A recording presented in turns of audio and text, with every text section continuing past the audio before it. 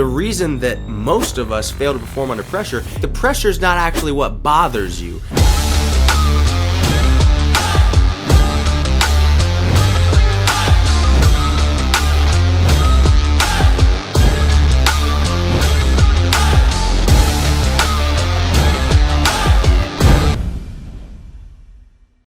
What's going on, everybody? Welcome back to another episode of Cabin Checks. My name is Brandon Burns, and today we're going to be talking about a particular skill set that, if you can develop it, will give you an edge over all of your competition in any arena of life. I don't care if we're talking about sports, if we're talking about business, if we're talking about even relationships. If you can't do this one thing, I promise you it is going to hold you back, all right? What is this critical skill set that we're talking about? Performing under pressure, all right? I have been in pressure situations really since I can remember. I mean, depending on how you want to frame the term pressure, obviously I was in a lot of just anxious, anxiety-provoking situations when I was a kid based on some of the health scares that my parents had. But when you really think about performing under pressure, what most of us think about is, hey, the lights turn on, the cameras come on. Can you do what you're supposed to do and execute at an elite level, even with everybody watching, right? That's what most people think when we talk about performing under pressure. And I've been in plenty of those circumstances and situations as well. Of course, as an athlete from 16 through 18, when I started competing at 16 years old, and I did 2 years like that. So just learning how to compete in front of big crowds of a couple hundred people and in front of some judges and in front of, obviously, my parents were sitting right there. I wanted to make them happy and all these other things, right? So I've had plenty of pressure situations like that. And then, of course, in Michigan, it was a whole different thing, because when I walked onto the team at the University of Michigan as a gymnast, I was cut from that team 4 times in 5 years. So now every time that I was competing, I knew that there was so much on the line. It wasn't just that particular competition. It was, is this going to be make or break for my spot on the team? Most of the time it was, right? So I've been in plenty of those situations. And then, of course, as a speaker, coming from the perspective of somebody who's a diehard introvert, being up on stage in front of thousands of people at a time, that is a pressure situation as well. So I've kind of figured out what it feels like. I've been in those situations more than I would say your average individual has. And I understand what it feels like. I understand what not to do, and I understand what to do. But here's what really made me think about this topic for a video. What made me think about this is, at the time of recording this, it is January 6th, 2024. The college football national championship game is right around the corner. It's in a couple days. But last weekend, during the college football playoffs, Michigan played Alabama. And of course, if you know my story, I'm from Alabama, from Huntsville, Alabama. So that's kind of the hometown team. But of course, I went to Michigan. I was out there for 6 years, coached 2 Big Ten championship teams with Michigan. So I bleed maize and blue, point blank, period. But obviously, I knew it was going to be a good game. I was hoping it would be a good game, and it was. It was almost a little bit too good as a diehard Michigan fan. And what I noticed was that while Michigan was dominating the field on both sides of the ball, offensively and especially defensively, Michigan was dominating Alabama. But their special teams just absolutely blew it. They almost lost the game because of some craziness on special teams. Literally, 2 punt returns were dropped. One of them almost got turned into a safety. I digress. That's neither here nor there. But the very next day, I texted ET, Dr. Eric Thomas, one of the top motivational speakers in the world. Again, if you're familiar with my story, I'm his agent, so we talk pretty much every day. And I was like, man, I almost stroked out last night. Like, that game was way more stressful than it should have been. And he sent me this message basically saying, yeah, it was crazy to watch it, but I learned a lot from it, because what I realized was Michigan never really faces that level of adversity. It's not the SEC, right? Like, Michigan doesn't face that level of adversity except one time per year when they play Ohio State. That's like the only real challenge that they have. And now they're down in the SEC playing with the big dogs, with Alabama, the dynasty, right? And they let it get into their head. And they knew that this counts in a way that it doesn't count when you're playing Michigan State or when you're playing Iowa or some like team that Michigan's probably going to beat them, right? And so it just triggered this thing in my mind where I said, oh, okay, the reason that most of us fail to perform under pressure is because of the way that we perceive the pressure, right? It has nothing to do with the pressure itself. Like, the pressure is not actually what bothers you.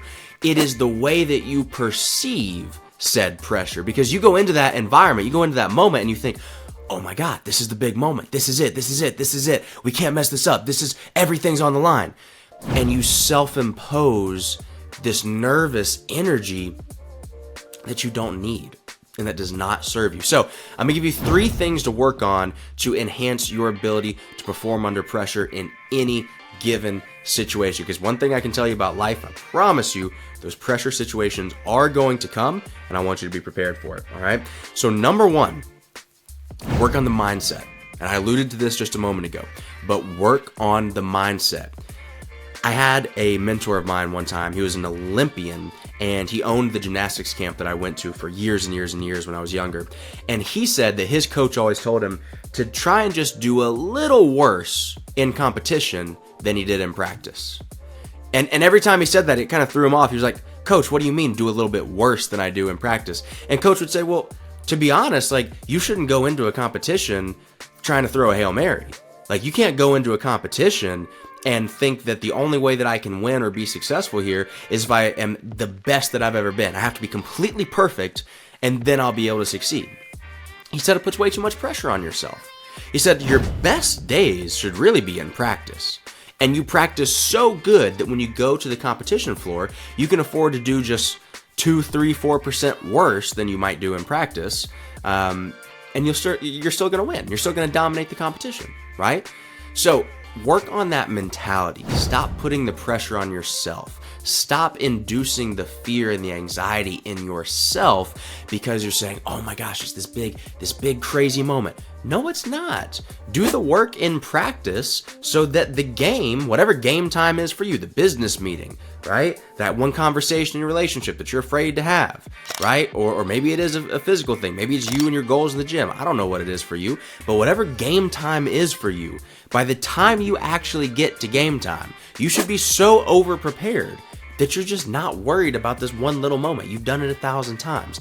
That is the point of practicing. That is the point of training. That's why athletes train the way that we do, is so that by the time the actual moment comes around, it ain't much of a moment at all in our minds. All right, so that's number 1. You change the mindset.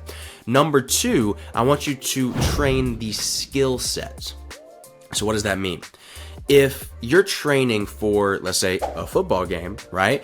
And we know that there's X number of individual variables that are at play in a football game, right? There's got to have your blockers got to be in place. You got your passing, you got your run game, you got your special teams, you got all these different things that are going on in a football game. We need to drill each and every one of them. And as, ironically, as Nick Saban said, don't do it until you can do it right. Do it until you can't do it wrong. Okay? So we have to work on the skill set. By the time we get to the competition, again, it shouldn't really be a competition. That's what I tell athletes all the time. Everybody talks about competitive spirit, competitive stamina, competitive drive. Keep letting other people talk about all this competition nonsense. You focus on domination. Like, that should be the mentality. Let everybody else compete and let them compete for second. You go in with the understanding that I'm here to dominate. That is what I do. That is who I am. This is what's going to happen, right? The only way that you can get there is with the mentality in training, right? Years leading up to whatever your moment is of game time, right? Your mentality is, when I get to the arena, the competitive arena, this is not going to be a competition. This is going to be a display of excellence. And people will know, there will be no debate, that what I just displayed is far and away better than what anybody else has done or could even imagine doing, right? So you work on the mindset to take the pressure off and say, hey, I'm practicing so hard that game time is really, that's pretty straightforward. That's pretty easy for me.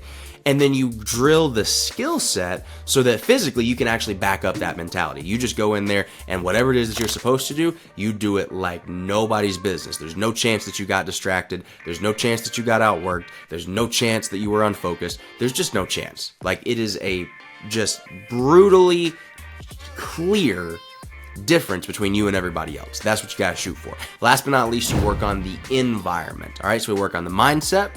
We work on the skill set. Now we work on the environment. What do I mean by work on the environment?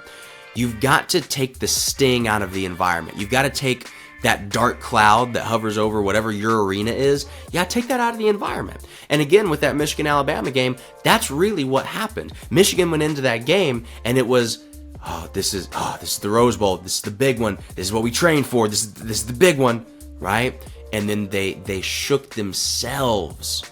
They got themselves nervous. So what do I recommend that people do? Right? And again, maybe your environment is, if you're somebody who's never gone to the gym before and you got a goal to lose 20 pounds, your environment might be, hey, I'm going to go into the gym and I'm going to take the mystique away from it. I'm just going to take the power away from the gym and that environment that it makes me anxious. It kind of makes me nervous. I don't want to be there. I'm afraid of being judged. Take the power away from the environment, put it back in you. Right? So whatever your environment is, again, if it's a conversation that you don't want to have with somebody, if it's conflict in general, take the mystique away from it, right? Stop worshiping the environment like it's this big bad thing, like it's this giant that is so much bigger than you, right? So how do we do that? Visualization. If you know what that competitive environment is for you, if you already know that, hey, here's the arena in which I need to go display this dominance, that I need to go compete in, right? Here's the arena, and this could be a physical arena, mental arena, whatever it may be. When you know what that arena is, you have to put yourself there mentally a few dozen times before you get there physically, right? So when I talk to athletes, I say, hey, where's the national championship going to be held? Oh, it's going to be in this location. Okay, great. What I want you to do is twice a day, once in the morning as soon as you wake up, and then once at night right before you go to bed.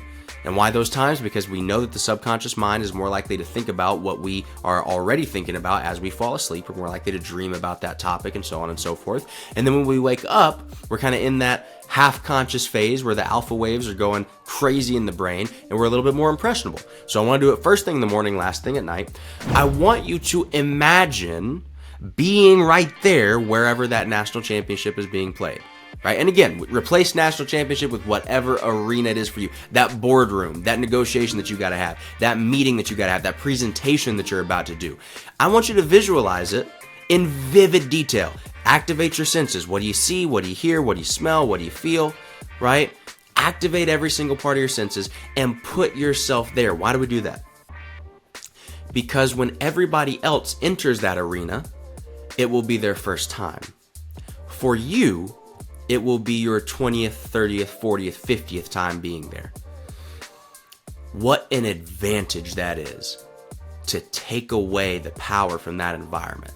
You've already been there. It's not special to you anymore, right? In case you haven't noticed, the main theme of this video is if you want to be able to perform under pressure, take the specialness away from whatever that pressure is. And psychologically, just by changing your perspective, you can almost remove the pressure altogether. I hope you enjoyed this video. If it gave you value, be sure to share it with a friend who would also find some value in this. Make sure you follow at IamBBurns on all social media. Like, comment, subscribe, all the other YouTube things. And I'll see you on the next episode of Cabin Checks. Peace.